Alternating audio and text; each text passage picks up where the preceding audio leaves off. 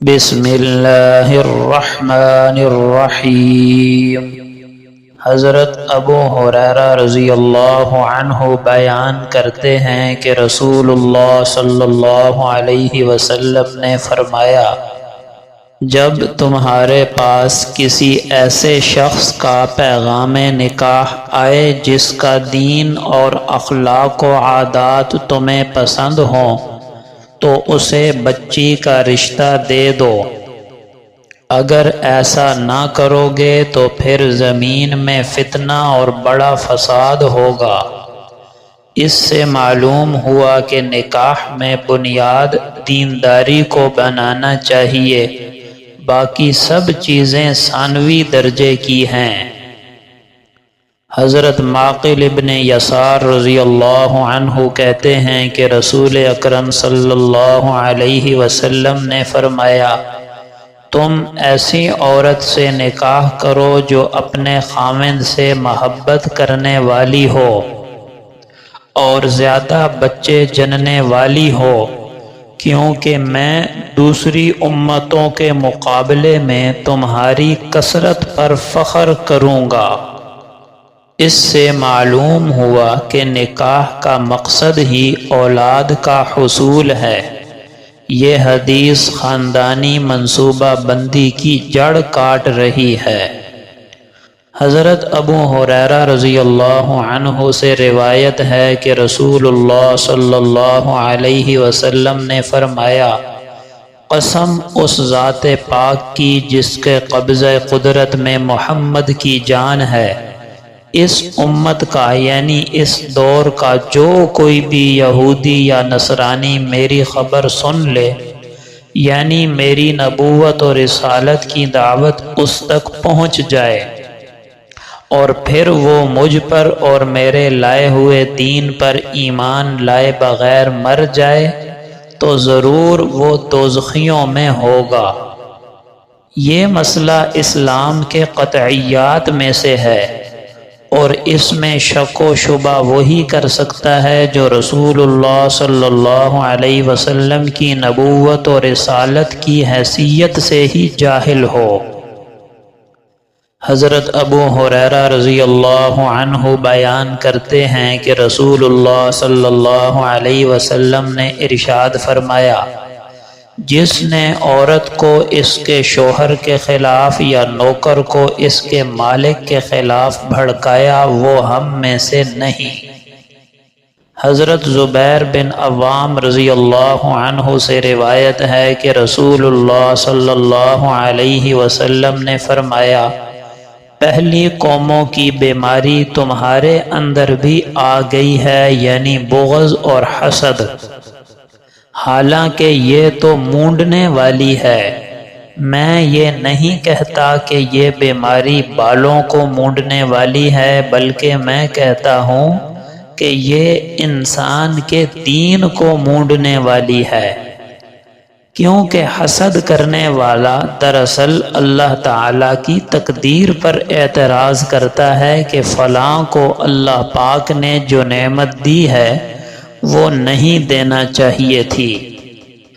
حضرت مقدام بن معدی کرب رضی اللہ عنہ سے روایت ہے کہ نبی اکرم صلی اللہ علیہ وسلم نے فرمایا، اللہ تعالیٰ تمہیں تمہاری ماؤں کے ساتھ بھلائی کرنے کا حکم دیتا ہے، اس کے بعد تمہارے آبا یعنی باپ دادا سے بھلائی کرنے کا حکم دیتا ہے، پھر جو قریبی ہے، پھر اس سے جو قریبی ہے اس کے ساتھ بھلائی کا حکم دیتا ہے۔ اس سے معلوم ہوا کہ رشتہ داروں کے ساتھ حسن سلوک میں ترتیب کا لحاظ رکھنا چاہیے۔ حضرت انس رضی اللہ عنہ سے روایت ہے کہ رسول اللہ صلی اللہ علیہ وسلم کی عزبہ نامی ایک اونٹنی تھی، وہ کبھی پیچھے نہیں رہی تھی۔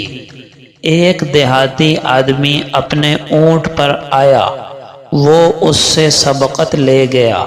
یہ بات مسلمانوں پر گراں گزری اور کہنے لگے، عزبہ پیچھے رہ گئی، تو رسول اللہ صلی اللہ علیہ وسلم نے فرمایا، یقیناً یہ اللہ تعالیٰ کے ذمے لازم ہے کہ وہ دنیا میں جس چیز کو بھی بلند کرتا ہے اسے نیچے ضرور کرتا ہے۔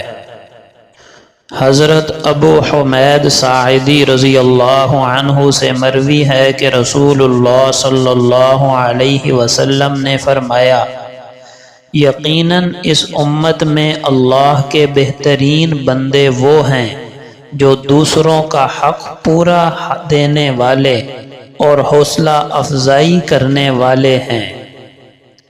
ایک آدمی نے رسول اللہ صلی اللہ علیہ وسلم سے سوال کیا، غیبت کیا ہے؟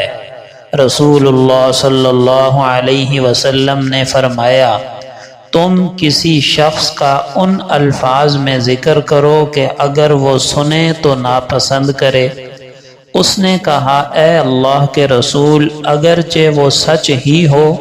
رسول اللہ صلی اللہ علیہ وسلم نے فرمایا، اگر تم جھوٹ کہو گے تب تو یہ بہتان ہوگا۔ رسول اللہ صلی اللہ علیہ وسلم نے فرمایا، تم کنواری عورتوں سے شادی کرو، کیونکہ وہ شیریں گفتار یعنی شیریں زباں اور خوش کلام ہوتی ہیں، اور زیادہ بچوں کو جننے والی اور بہت کم چیز پر راضی ہو جانے والی ہیں۔ نبی اکرم صلی اللہ علیہ وسلم نے فرمایا، تین چیزیں باعث نجات ہیں: تنہائی اور محفل میں اللہ سے ڈرنا، غصہ ہو یا خوشی ہر حال میں عدل کرنا، تنگ دستی ہو یا خوشحالی ہر حال میں میانہ روی اختیار کرنا۔ اور تین چیزیں ہلاک کرنے والی ہیں: اتباع خواہشات، بخل و کنجوسی، خود پسندی یعنی اپنے آپ میں تکبر کرنا۔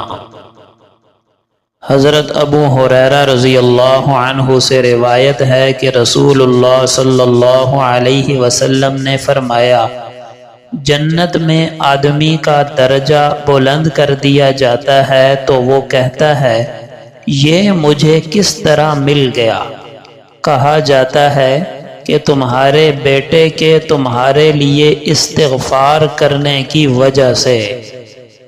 اس سے معلوم ہوا کہ اولاد کی دینی تربیت کرنا خود ماں باپ کے لیے فائدہ مند ہے۔